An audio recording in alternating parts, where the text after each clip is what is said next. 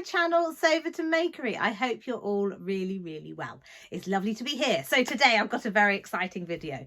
I really enjoyed taking part in the Vlogmas tour for this last year. So this is my video for a gift to November. Now, I've just realised what I normally would like to do is to link the people that have been before me and after me or sharing the day with me. And I've completely forgotten to do that research, so apologies. I am very lucky. I am part of a massive group of wonderful people that are going to share about their gifts to November. And what I will do is I will put in the names of the people that were yesterday and that are sharing with me today and also tomorrow. So don't forget to check out all of their wonderful videos too. Last year, this was such a brilliant challenge for giving you ideas for what you could make for your lovely friends and family and people that you like to gift to at Christmas, if that is something you celebrate.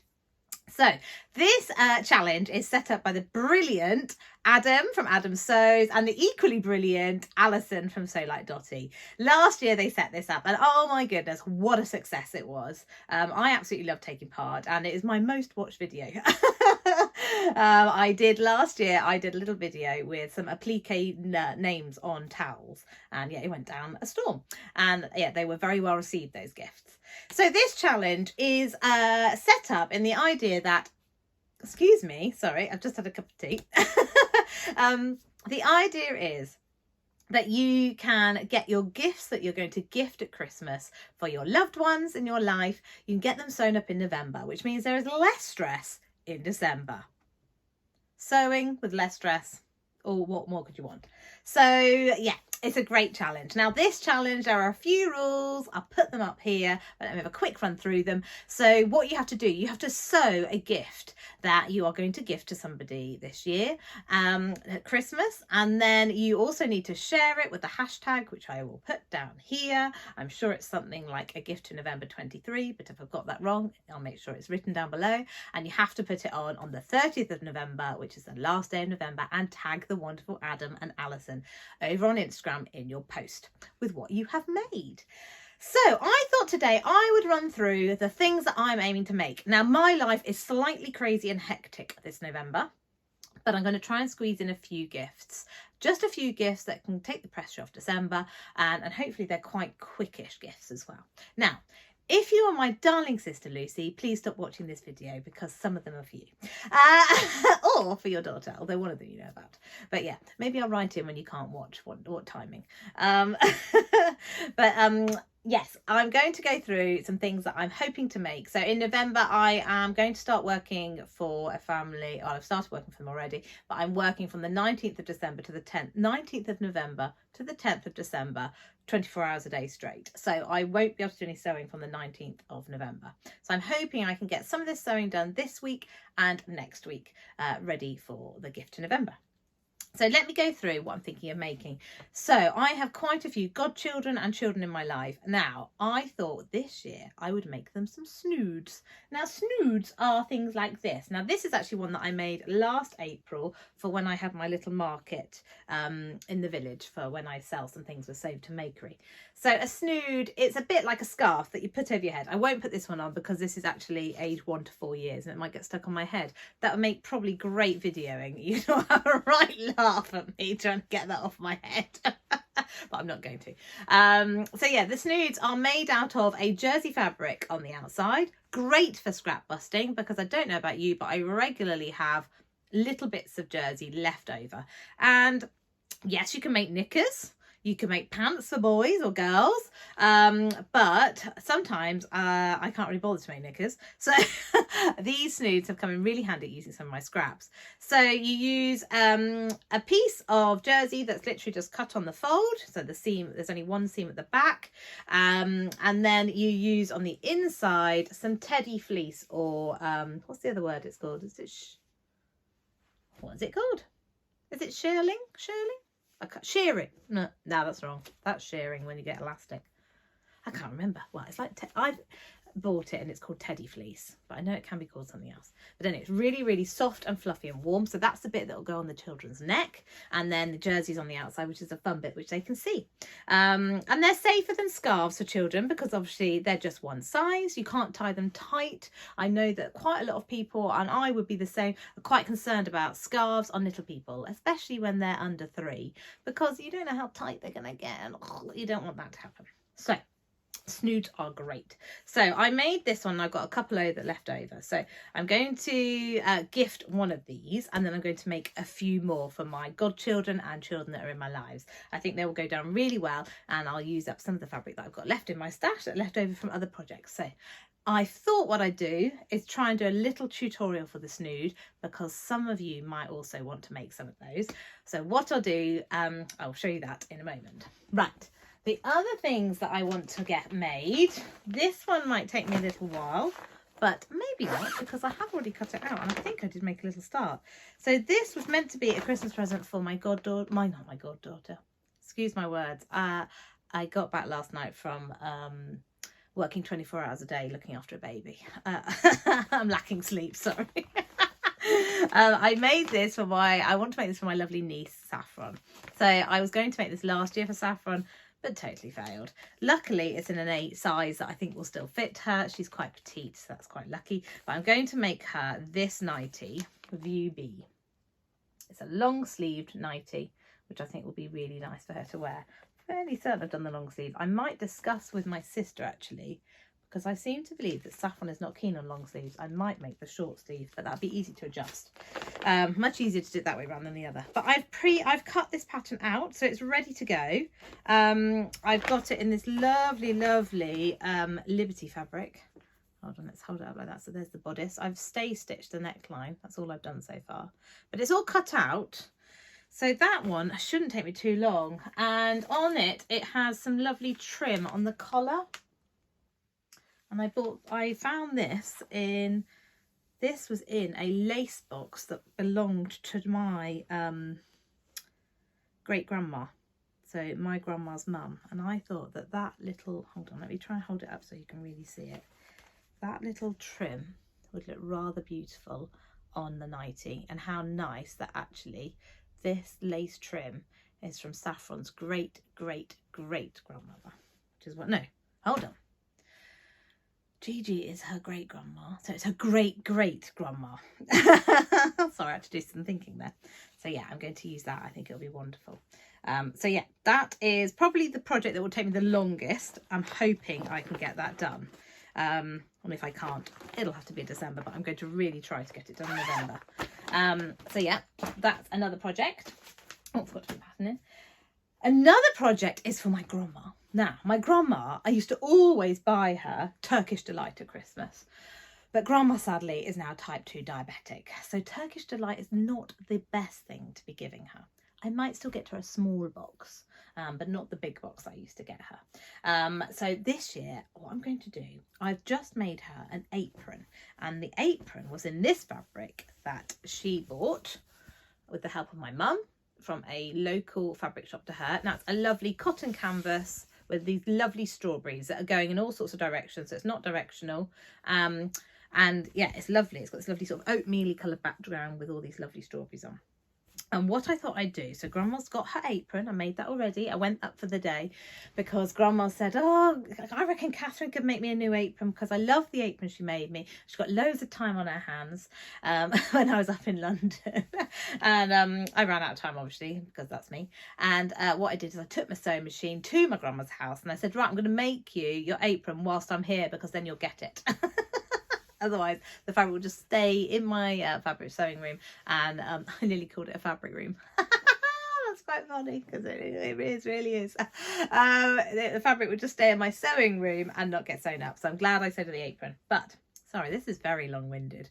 I'm going to make her one of those worktop savers that you can put a pot on. And if I've got enough left and enough time, I'll try and make some oven gloves as well. In this fabulous fabric that I've got left over. This is how much I've got. Let me see if I can hold it up so you can see. So I reckon I've got enough there, it's a bit of a random shape, for a pot holder and a pair of oven gloves. So what I did is I bought some of this wadding or batting, whatever you want to call it, and it's this insulating stuff. So you can put something hot on it, and it's making a bit of a rustling noise. You can put something hot on it and it will insulate whatever is underneath, whether that be your hand or the worktop. So that's what I'm going to do. I might use, when it's the pot holder, tempted to use maybe a double layer of it, just to really give it quite a bit of sturdiness, and to make sure it really won't, a pot really wouldn't burn the worktop. But yes, I bought that from Backstitch, and it was the most reasonable place I could find it. So I'd highly recommend, if you want to make some of these, to go to Backstitch. So yeah, that's my plan. It'll be a little quilted pot holder in sort of a square shape that's got rounded corners. And in a minute, I will give you a little tutorial for how I do that. Yeah, so, and then let's go on to my last, I should have said, I've also got this lovely bias binding that I'm hoping to use around the edge. And I also have this bias binding. It's too narrow to go around the edge, but it's in this gorgeous, another piece of fabric here, burgundy colour, which I think matches the strawberries really nicely. So I'm going to see if I could try and use it as some kind of trim next to the bias binding around the edge. And this bias binding belonged to my grandma's sister-in-law, who sadly is no longer with us, but she loves sewing. So I thought that might be quite a nice thing to add into the gift. Right, so that is the worktop saver and oven gloves. And the last one, this one is for Lucy. So stop watching now. I love you, but you're not watching it. Right, so I thought it would be really nice to make my sister a hot water bottle cover to go with a hot water bottle. So I love a hot water bottle, and Lucy I think loves a hot water bottle too. I mean, who doesn't when you're feeling a bit like you need a bit of a warm hug, and you can have a lovely hot water bottle. So I went to our local pharmacy in the village this morning, bought a plain hot water bottle. So I know that that one is safe and ready to go, because sometimes, did you know this? There, somewhere on it, you get a date with when it was made. Yes, here we go. So it says here that this was made in June 23. And what does it say about it? You have to check your hot water bottles. I can't remember how long that they last for, but it always tells you the date it was produced. Can you see that in there? There's a little circle in the middle, says 23. And then there are 6 sections of that filled in, which means it was made in June 23. So yeah, you must keep an eye on your hot water bottles, because you do not want them to start perishing and then leak. So yeah, bought a brand new hot water bottle, and I have got a little remnant of this absolutely beautiful Liberty cotton lawn that I bought from Shuckout, which is a fabric shop in South Kensington that sells loads and loads of Liberty fabric. And this was £5 for this. It's a quarter of a metre. This wide, quarter of a metre, and it's the whole width. So yeah, quarter of a metre of it for £5, which I was quite pleased with, because if you think a whole metre of Liberty is normally about £27. So yeah, I was quite chuffed with that. And yes, I'm going to make a hot water bottle cover for Lucy in this, and I'm going to quilt it, and then I'm going to applique and la for Lucy on it, so nobody else steals her hot water bottle. And I'm hoping I'm going to have to do quite small seam allowances, but it's going to be one of those envelope hot water bottle covers. So the front will be the shape of the hot water bottle, and then the back I'm going to have a fold over in the middle so that you can sort of open it in half and pull out the hot water bottle. But I think I've got just enough length of fabric, just enough, because what I'll do is I'll quilt it.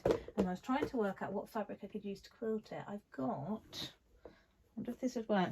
Sorry, this is so organised of me. I think this might work. Hold on, give me a second. I'm going to get it out of my stash. Come on, out you come. Oh no, another thing's come out too. Let's tuck that one back in. Sorry, this is great viewing, isn't it? All YouTube videos that have the back of the person in them, shouldn't it? Right, let's have a look. So I've got this, I think it's a viscose linen. I bought ages ago and I haven't used it. It's actually quite, let me show you, it's quite a thin viscose linen. It's very nice. Bought it from So. Gorgeous colour. But I think this goes really well with this. Tell me what you think, lovely ones. How about that? I think that looks lovely together. So I'll quilt this with this, and this will be the inside, the linen, but also maybe I'll use that for the binding on the inside to enclose all those raw seams, and maybe the binding on the fold over bit. That would be quite nice to see a pop of it. I think that looks really nice together. Right, so they are my projects. What I'm going to do now is I'm going to hop on and give you tutorials for both the Snood and for the worktop saver for pots to go on. I might be wearing different clothes because it might not happen on exactly the same day. But yeah, I'm going to get on and show you how to make those. Right, so let's make a Snood. So I have already pre-cut my fabrics, which I have got here, and the pattern I will link in the description box down below. But this is the pattern piece, and it comes in these different size ranges. So you've got 6 to 12 months, 1 to 4 years, or 4 to 8 years. Okay, so what I've done is I've cut mine. I'm doing 2 different fabrics, so you ignore that fold line. I'm doing, so as I said, do 2 different fabrics, so you just use this fold line. So I cut both of those on the fold. So that's one for the Sherpa fleece or teddy fleece, whatever you call it. It looks like this on the back, and then it's all fleecy and lovely on the front. And then I've cut exactly the same, the jersey fabric on the fold, and this epic ninja fabric that I bought from Little Legs Fabrics. So and as I can show you, that's the size of the jersey piece that you need, and it's not that big, so it's a great scrap buster. And yeah, just get yourself some of this lovely teddy fleece, or you could just use any normal fleece that you think coordinates with your fabric. So the first job we need to do is we need to join these right sides together. So we can get some clips so we can join them.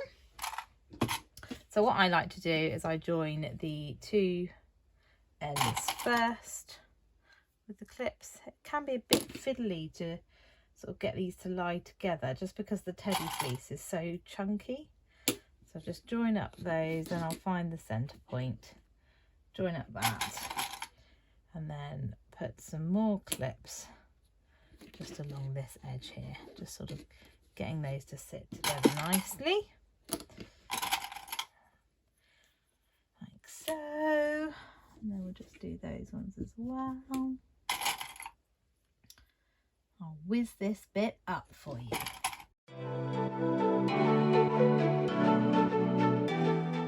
Right, that's all clipped together just on the long sides. So what we're going to do is go over to the overlocker. I make all of this on the overlocker and a tiny bit of hand stitching at the end. And we're going to overlock both of those long sides of the rectangle. Right, so we're at the overlocker now, and I like to keep the fleecy fabric at the top. I just think it's slightly easier for checking that you're lining up all your edges. So let's overlock these 2 long seams. Lift my foot up, starting. And I think there's a 1/4 inch seam allowance, but I'm just going to trim a tiny little bit off the edge because then it gets all these sort of fluffy bits encased. Right, let's go.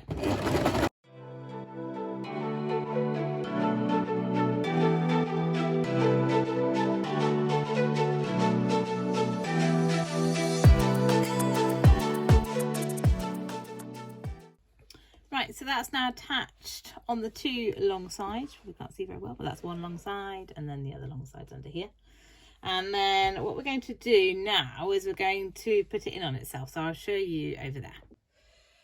Right, so now what we need to do is put some of this on the inside. So we're going to put this end and turn the right side towards the right side at the other end, if that makes sense. So you pull it through, and what you're going to do, make sure you haven't got it twisted, sort of folding it in half inside itself, and then you join up your edges on this bit so that your seams are matching up. I like to put one of my overlocked edges one way and one the other. Just get some clips, clip that together, and then do the same on here. Clip those there, I'm just trying to make sure I get that fluff out of the way. There we go. That's joined. And this has got stripes on. See if I can try and match the stripes up, although I'm not sure if they are going to match up actually. Well, they might match up a little bit. So put some clips along here. Now we do need to leave an opening. Now on the ones I've done previously, I've left the opening on the jersey, but I think actually this time I'm going to leave the opening on the Sherpa bit in the middle, because then it'll be the inside where you've got your finishing of hand stitches, so it won't be quite so obvious. So I'm going to leave this bit as my gap. So I'll start here, go all the way around and finish there, and then we'll pull it through on this bit. Right, I will take you to the overlocker.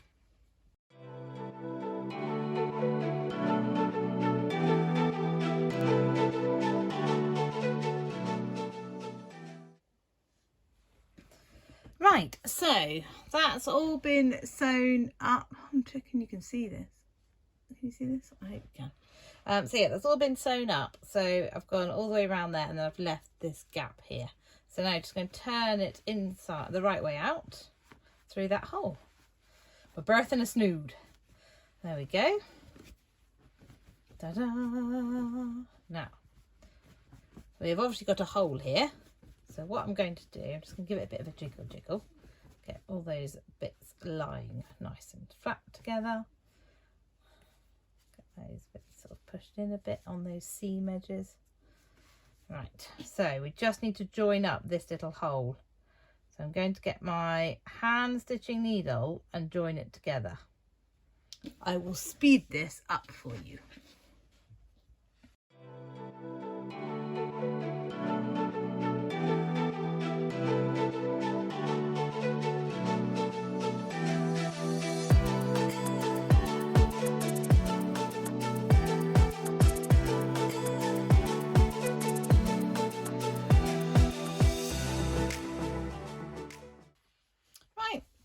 That's all sewn up. Hopefully you can't really see where it was, but it was there roughly. And then you just turn it inside out. And I like the way that the teddy fleece, because it's just a bit chunkier, sort of peeps out along the top. So yeah, there you go. One lovely, lovely snood with a lovely fleece lining to keep those necks lovely and warm in the winter. Yeah, and hopefully this will be a lovely present for a little boy. So yeah, there you go. I hope you'll make a snood too for some little people in your lives. Right, let's make the worktop saver for my grandma. Hopefully I'll get this finished. If not, I will show you a finished picture. But I'll try my best. So what I've done is I've cut out 2 squares that were, I think they were 9 inches. Let me just double check that though, because I don't want to give you false information. Let's have a look. 9 inches? Yeah, they were 9 inches. I don't know if you can see that. 9 inches. So they're 9 inches square. And then what I did is I rounded off corners. And I just did that by getting, it was actually this bottle here. And I just got the bottle and I laid it on top and just cut and just drew round. So I did that on all the corners. Got nice rounded corners. And then I've also done exactly the same in this insulated wadding that I bought from Backstitch. And it's specifically for things that are going to potentially have heat on it. It's got this clever silver layer that obviously protects you from the heat. So what I'm going to do is I'm going to use some of this 505 adhesive spray, and I've got this paper, brown paper out on my sewing table because I don't want it to make everything sticky. So what I'm going to do, I think first of all, let me move those out of the way temporarily. I'm going to stick these together because I think it needs a couple of layers. So I'm going to stick these 2 together. Let's take the lid off the spray, give it a shake. I might actually put them on top of each other like this, I think. That's what I'll do. So give it a quick spray. There's one. I'll stick it to this one. can't remember, I think it was my mum that told me about this amazing stuff. But yeah, now they are acting as one, which is brilliant. And then we're going to sandwich it in between these two. So I'm going to spray both of these. There we go. They're sprayed. I'm going to stick it the wrong sides on there. And I'm going to stick that wrong sides down. So we've got our right sides up. Like so. There. Okay, I'm not sure I actually stuck that one that well down. Let's try and move it slightly. I think that seems to have worked. It just seems to be slightly repositionable, which is quite handy. Just like a prick stick. Right, there we go. So that is all now stuck together, which is quite handy. And now what I'm going to do, I'm going to quilt it. But what I'll do to start off with, I'm going to draw myself one line, I think. Is that what I'm going to do? Actually, I might draw all my lines because my sewing machine, I don't have one of those snazzy quilty things. So let's get rid of that. That's worked its purpose by keeping this all nice. So what I'm going to do, I'm going to draw my quilting lines on. Now I've got this very nice ruler here, and on here there are some lines. I don't know if you can see that, probably not because of the background. But on here I have got a 45-degree angle, which is here. So I'm going to put that on one of the edges, and I'm going to roughly go from one corner, maybe you can see this, one corner here to one corner here, keeping the 45-degree edge on that edge there. And I'm going to get a Fix-On pen. Let's use this nice purple one, that should stand out. And I'm going to draw a line all the way down there. And then I'm going to do exactly the same over here. Getting those corners lined up. And obviously we only need to mark one side because the other side will be stitched on the other side. And then I'm going to work out how far away I want them from each other. So these quilting lines, I think I'm going to do an 1.5 inches. So what I've done is I've got my quilting ruler and I've put it on the 1.5 inch mark on that first line that I drew. And then I'll draw that one there, and then I'll do exactly the same on the next one. 1.5 inches, draw the line, 1.5 inches, draw the line. I'm going to do the same on this side. Sometimes these quilting rulers can be a bit confusing because there are so many different lines that you're looking at. This one's an inch one, which I think is the most common. But if you know otherwise, let me know. I think you can get them in centimetres possibly as well. But I'm not 100% sure. Don't quote me on that. Right. There, that's those ones done. And now we'll do exactly the same for the others, and I'll whiz this up.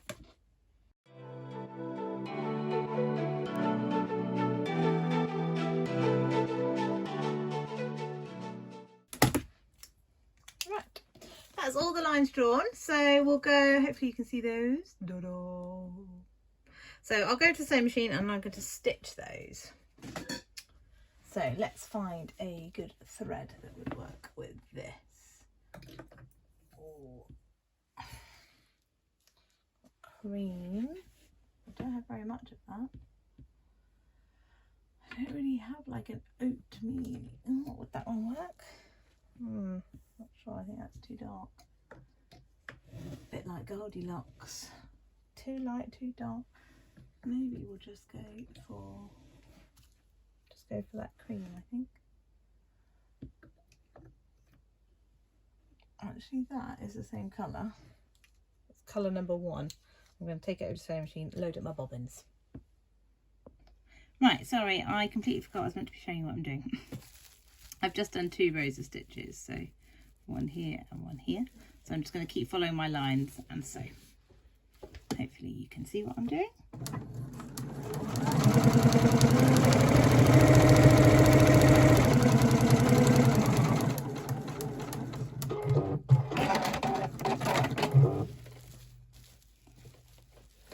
love my new Juki, by the way. I don't know if I've told you all about it. It's just amazing. I love the foot pedal that you can cut the threads when you want to. And you've got buttons here to put the foot down. Oh, I just love it. It's brilliant. Best thing ever.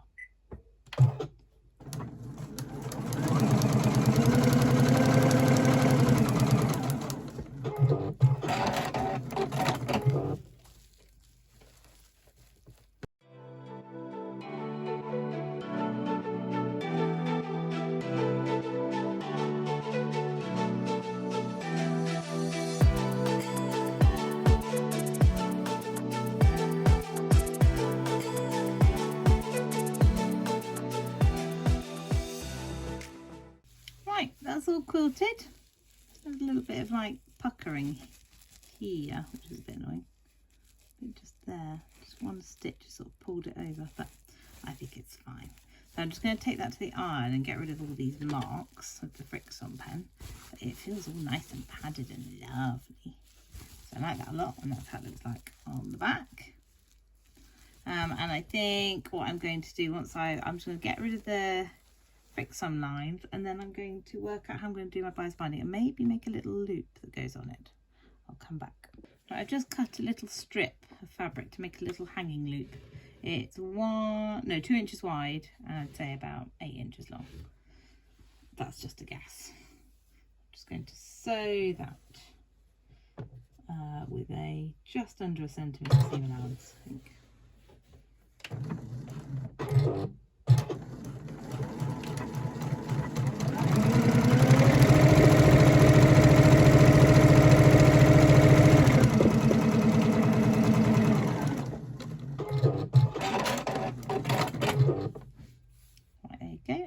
Turn it inside out with my loop turner.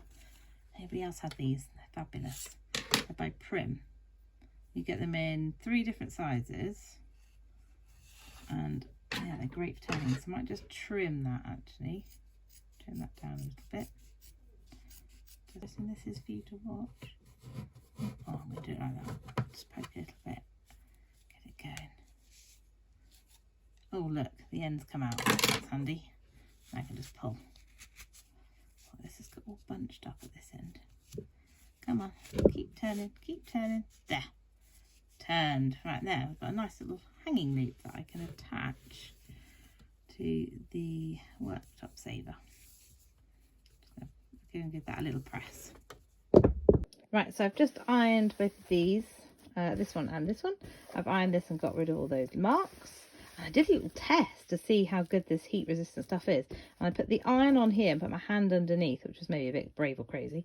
And yeah, my hand did not get burnt. I kept it there for a good 10 seconds. It was absolutely fine.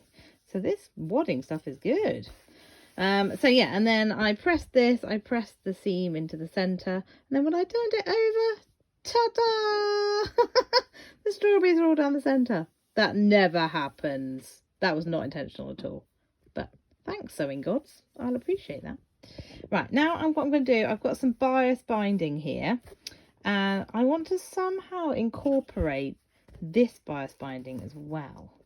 I'm thinking I'm going to try and fold it and attach it to one of the edges before I attach it to this. So yeah, I'll let you know how I get on with that. Well, I'm quite pleased with this. So this is what this is going to look like when it's on the edge. Sorry, not showing you very well, but a bit like this. So what I did is I folded the red or the burgundy bias binding in half. I don't know if you can see that. Oh, terrible focus. But it's in half. So I pressed it in half. And then I just stitched it all the way down on what is going to be the seam that's going to be hidden underneath, but just beyond the fold line of the bias tape. So it's stitched just beyond it. So then when that's pressed over, you're left with this, which I think looks quite smart. And I don't know if I mentioned before, this bias binding, the red one, used to belong to my grandma's sister-in-law. Right, so I have just basted on this hook, which I'm hoping will be the right way around. So I'm hoping what I'm going to do is attach the bias on the back of it. and then I'll flip it over, and then I will top stitch that so it stays up, because I think that will be handy, and then it can be hung up wherever Grandma wants to hang it up. So now I'm going to attach this lovely bias with this snazzy trim on that I'm very proud of. And I'm going to attach this edge all the way round, and then I'm going to try and do some snazzy kind of bias joining. I will try and record that. If not, I will link a video that's quite handy for that. So yeah, I'll hop back on in a moment. Right, so I've pinned this all the way around, but I've left quite a big gap here so that I can do this overlapping method where I get a nice diagonal line on the bias tape. So I'll just go to the machine. I'm not going to take you with me because it's a bit boring, but I'm going to start sewing here, sew around the corner, all the way around, back to about here. I'm going to leave this gap open, and then I'll come back and show you what I do next. Right, so I've just trimmed down these pieces. So what you have to do is you lay your binding pieces on top of each other, but with giving them a little bit of tension when you pull them in like this. And what you have to do is measure the width of your binding and then cut that width so that you have an overlap from the top to the bottom that matches. So that width there is 4.5 centimeters, and so is that. And now I've got the fiddly job. I've got to try and join these. It's a bit hard to show you with one hand, but we'll open it out and then join these like that, the diagonal line across here. So I'll try and pin it and then show you it. Right, so I've drawn a 45-degree angle line across there using my quilt ruler, and now I'm going to join that over there. I'll try and show you. It's quite fiddly with one pair of hands. Right, so I've managed to pin this. So this is what it looks on that side. I've joined them right sides together. Put some pins either side of that diagonal line, and I'm just going to stitch from that corner to that corner, and then we'll see what it looks like. Right, so I've sewn that together on the sewing machine, and then yeah, oh it's a bit wonky there, isn't it? It's a bit annoying. And I hadn't really thought about that. That means that when this goes over the other way, I have a bit of a funny join to it. Maybe this wasn't such a good plan. Right, I've come back again. I unpicked it because I realised what I hadn't done was folded this red part of the binding out. So now I've sorted that out. And it's not a perfect join, but it's not bad. It's because I've got this extra bit of bias binding that's made it a bit confusing. But yes, I've got a nice diagonal line there. So now what I need to go to is trim this bit off here, finger press this bit open, and then I'm just going to stitch the rest of the bias back down here, and then we will flip it all over and top stitch it. Right, I'm back again. Sorry, it's all a bit messy on the table now. So I've just trimmed down each of the corners slightly because they're a bit bulky, and now I'm going to just fold all of this over, and then I'm going to top stitch it all, and wherever the hook is, yeah, I'm going to fold that up. So as I top stitch it along, I'm going to just top stitch as close as I can to the edge of there, and then hopefully these will then stay up. So yeah, I'll show you when I'm done.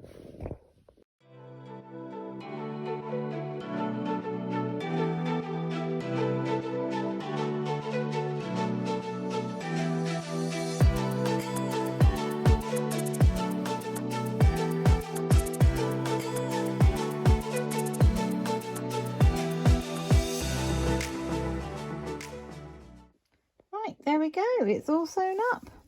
So I've just top stitched all the way around here. I'm really pleased with this sort of red binding.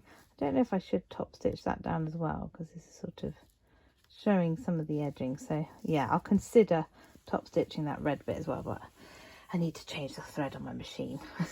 I can't be bothered to do that right now, it's getting late. The join's not too bad, it's not perfect, but it's not bad.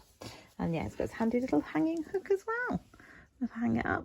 Excuse the dirty wall. It's where I've taken loads of post-its down, and it's left horrible blue tacky marks. But yeah, I'm quite pleased with that. I think that'll be a lovely worktop saver, and it matches Grandma's pinny, so hopefully she'll be pleased with it too. Right, I hope you enjoyed that little tutorial. Thank you so much for watching my video for a gift to November. I forgot to say at the start that there are some fantastic prizes on offer for this challenge. What I'll do at the end of the video, I will put a picture up with all the different prizes. One of them is even a sewing machine. The excitement is unreal. So thank you so much for watching. I hope you really enjoyed the video. I hope you will be taking part and getting some of your gifts made in November ready for Christmas so you can enjoy the Advent. And yeah, thank you so much again to Adam and Alison for organising this challenge. It's wonderful. I really appreciate it. So thank you so much. So get sewing. Get busy with your gifts to November, and I can't wait to see what you have made. And thank you so much for watching.